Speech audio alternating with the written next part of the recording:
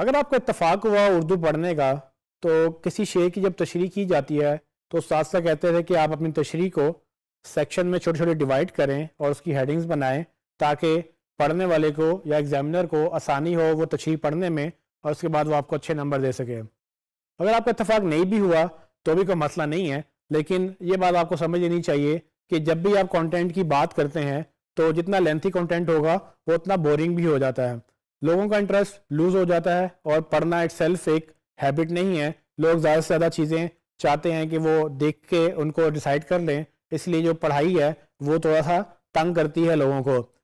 हमने पहले जिक्र किया कि गूगल लेंथी कंटेंट पसंद करता है, लेकिन चैलेंज ये है कि लोग लेंथी कंटेंट पसंद नहीं करते हैं या वो पढ़ना नहीं चाहते हैं, लेंथी कंटेंट लोग छोड़ जाते हैं। तो जितना कंटेंट लंबा होगा उतना मसला ये पॉसिबल है कि वो शायद आपकी वेबसाइट पे ना रुकें या शायद आपकी वेबसाइट ना पढ़ें।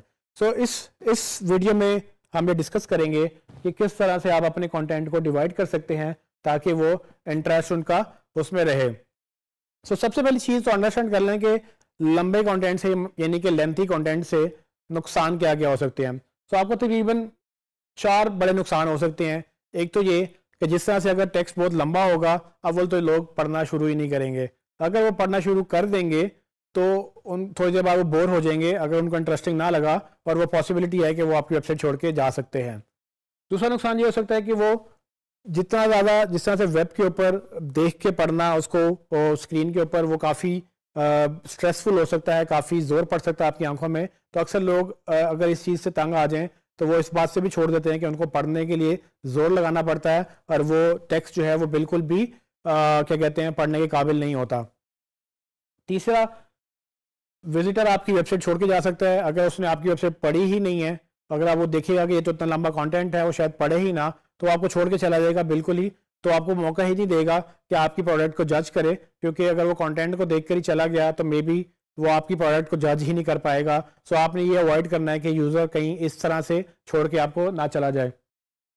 चौथी चीज़ ये कि जब आपको लोग छोड़ के जाना शुरू हो जाएंगे तो आपकी रिटेंशन रेट कम हो जाएगी। रिटेंशन का मतलब ये है कि कितने लोग आपकी वेबसाइट पे आते हैं और कितने लोग रुकते हैं। रिटेन करना बहुत ज़रूरी है यूज़र्स को। अगर आपने मेहनत की है, एसईओ बेहतर की है, लेकिन कंटेंट की वजह से वो छोड़ के जा रहे हैं, तो ये मसला है जिसको बड़ी आराम से हम सॉल्व कर सकते हैं। सो इन सब प्रॉब्लम्स का एक हल है, वो ये कि आप अपने लेंथी कंटेंट को डिवाइड कर लें सेक्शंस के अंदर। सो अगर आपने एक आर्टिकल भी लिखा है तो कोशिश ये करें कि उन आर्टिकल्स के अंदर आप सेक्शंस बना लें और उन सेक्शंस को आप हेडिंग्स के साथ डिवाइड कर दें ताकि यूजर्स को पढ़ने में आसानी हो। उस सेक्शन जब पढ़ना शुरू कर देगा तो वो कंटेंट जो है उसके लिए रीड करना, उसको डाइजेस्ट करना, उसको हजम करना आसान हो जाएगा। सो आप हेडिंग्स बना सकते हैं ताकि वो कंटेंट आप डिवाइड कर लें। फिर आप जिस तरह से एक वर्ड डॉक्यूमेंट में आप चेकलिस्ट बनाते हैं, कभी ऑर्डर्ड या कभी अनऑर्डर्ड, आप नंबर लिस्ट बना लें ताकि अगर कोई आपने लिस्ट की बात की है तो उसको लिस्ट फॉर्मेट में लोग पढ़ेंगे तो वो डाइजेस्ट करना आसान है, क्योंकि हमारा दिमाग जो है वो उस तरह से उनको पिक करता है कि छोटी चीज़ें हम जल्दी से डाइजेस्ट कर लेते हैं। तो point number 1, point number 2, point number 3, इस तरह से करते करते वो पॉइंट पढ़ता चला जाएगा और उसको मसला भी नहीं होगा कि उसकी आंखों में जोर पड़ रहा है या उसको इंटरेस्टिंग नहीं लग रहा। फिर आप अपने लेंथी कंटेंट को सेक्शन में जहाँ डिवाइड कर रहे हैं वहाँ पर आप इमेजेस में भी उसको डिवाइड कर सकते हैं। सो आप हर सेक्शन के बाद या हर दूसरे तीसरे सेक्शन के बाद एक इमेज डाल देंगे तो यूज़र का वो एक फ्लो ब्रेक होगा, उसको बहुत ज़्यादा कंटेंट लंबा एकदम से नज़र नहीं आएगा, उसको लगेगा कि इस कंटेंट थोड़ा सा है ये तो मैं भी कर लूँगा, करते करते करते वो सारा कंटेंट पढ़ जाएगा। सबसे इम्पॉर्टेंट चीज़, एक और काम भी आप कर सकते हैं जो गूगल पसंद भी करता है, वो है आपके table of contents. Table of contents बिल्कुल आपकी किताब की तरह है। जिस तरह किताब जब स्टार्ट होती है तो उसमें शुरू में आपके पास कंटेंट्स होते हैं, वो कंटेंट्स आपको क्या करते हैं, हेल्प करते हैं कि कौन सा चैप्टर किस पेज के ऊपर है।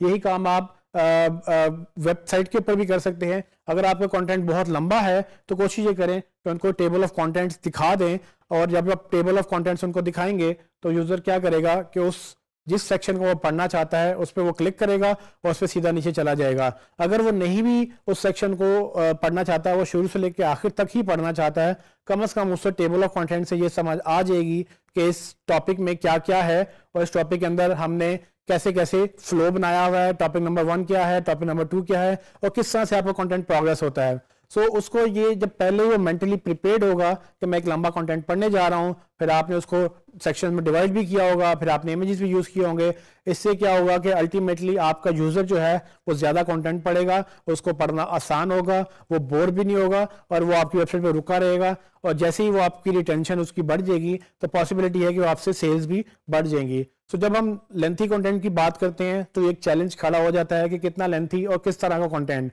सो अगर आप बोरिंग कंटेंट लेंगे, ऊपर से लेके नीचे तक सिंपल प्लेन टेक्स्ट होगा, वो पैराग्राफ्स में आपको नजर आएगा, तो वो जो कंटेंट है वो यूजुअली वेब मॉडल में वो सक्सेसफुल नहीं है। अगर आप न्यूज़ पढ़ रहे हैं तो न्यूज़ आर्टिकल्स होते हैं कि वो लंबे हों और वो पढ़ते आप चले जाते हैं जिसमें ब्रेक नहीं होती। लेकिन अगर आप वेब कंटेंट की बात कर रहे हैं तो हमें कोई मजबूरी नहीं है कि हम उसमें हेडिंग ना डालें, हमें बल्कि अच्छी बात है कि हम हेडिंग्स डालें, कंटेंट को ब्रेक करें, ताकि लोग जो हैं वो आराम से वो सेक्शन पढ़ सकें जो उनको पढ़ना है, और वो सेक्शन मतलब सेक्शन बाय सेक्शन करते करते सारा कंटेंट ही पढ़ जाए।